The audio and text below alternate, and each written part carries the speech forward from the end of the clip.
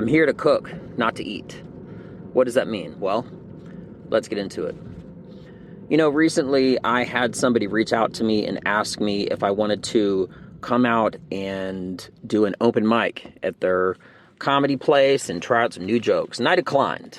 And the reason why, as I told them, is that I'm here to cook, not to eat. Meaning, I want to be on stage, not listen to other people try their jokes. Number one. Number two, the worst audience that any performer can ever have is other performers in the audience.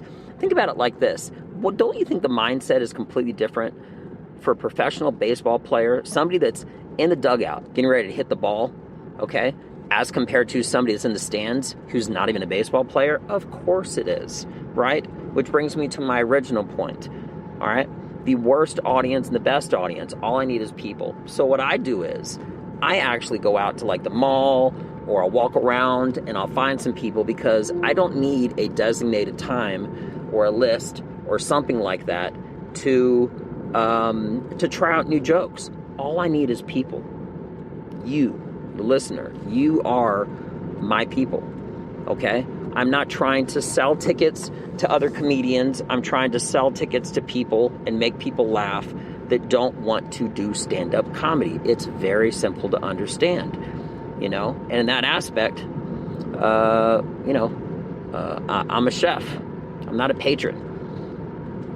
I am there to be on stage, not to be in the audience. That is not my place, and I don't want it to be my place. I'm not interested in having it be my place. So, I let this person know that, and I think maybe at first it got a little offended, but they messaged me like 5 minutes later and they said it makes perfect sense.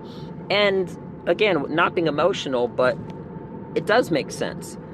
The best audience, the people that you should really be trying to make laugh if you want to be a professional stand-up comedian, are people that want to laugh, not people that want to be on stage. Plain and simple, right?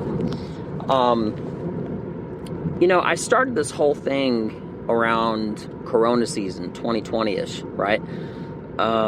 With going to the mall, because all the clubs were closed and you had to wear face masks and nobody were going out.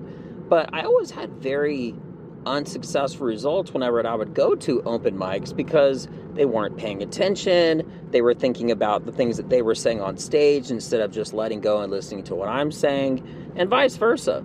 I was the worst audience member, and it got to the point of where I just knew that I thought that a dual purpose, right?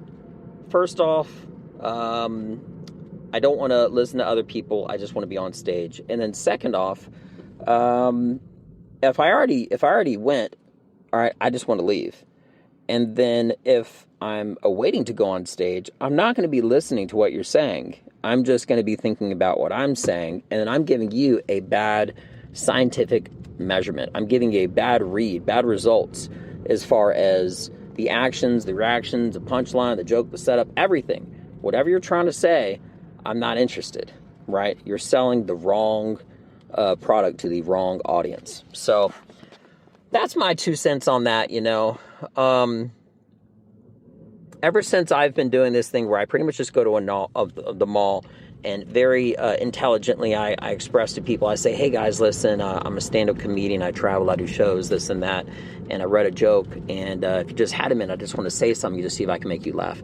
I think if you approach people like that, if you come across genuine and authentic, then people are very receptive. And if they're not, it's no different than somebody who's not interested in you at a comedy club. Just find somebody who wants to listen, because chances are, if you paid money to go watch a comedy show, you're already interested. You're financially invested. You're open to it. You know what I mean? But if some random guy comes up to you like me and says, hey, I have this joke and I'd really just like to see if I can make you laugh, if you're not interested, you can just walk away. You're not in the place to actually already let me know that you're fully committed to listening to jokes.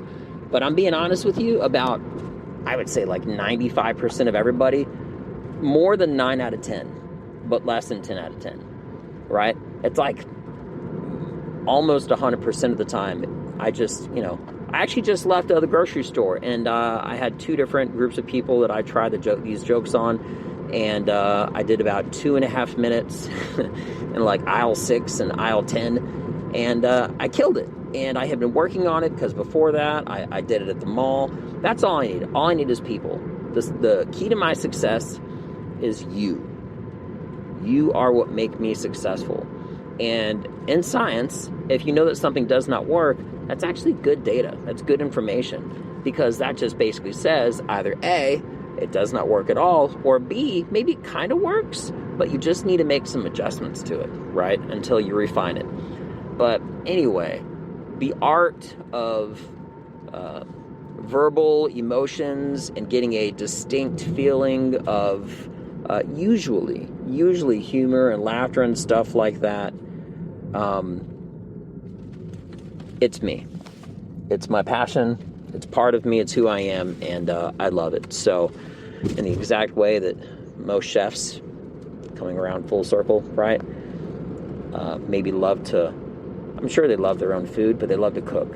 They're not there to go. They don't enter a restaurant to sit down. They enter to be in the back and to do their craft, as do I with my microphone. So, anyway, that being mentioned, maybe I just said something that's kind of interesting, different perspective you haven't heard, and if so, that's awesome, because you just get a little insight into my life and my thoughts and my ideas and so forth and so on. So, with that being mentioned, I hope you all have a beautiful day. Hopefully this wasn't too bumpy of a ride in my car. Again, I got groceries and stuff, and they're rattling around a little bit, the water bottles specifically, the plastic rubbing together and everything. Interactive phone call. But anyway, yeah, so I'm Benja Welldone. Check me out.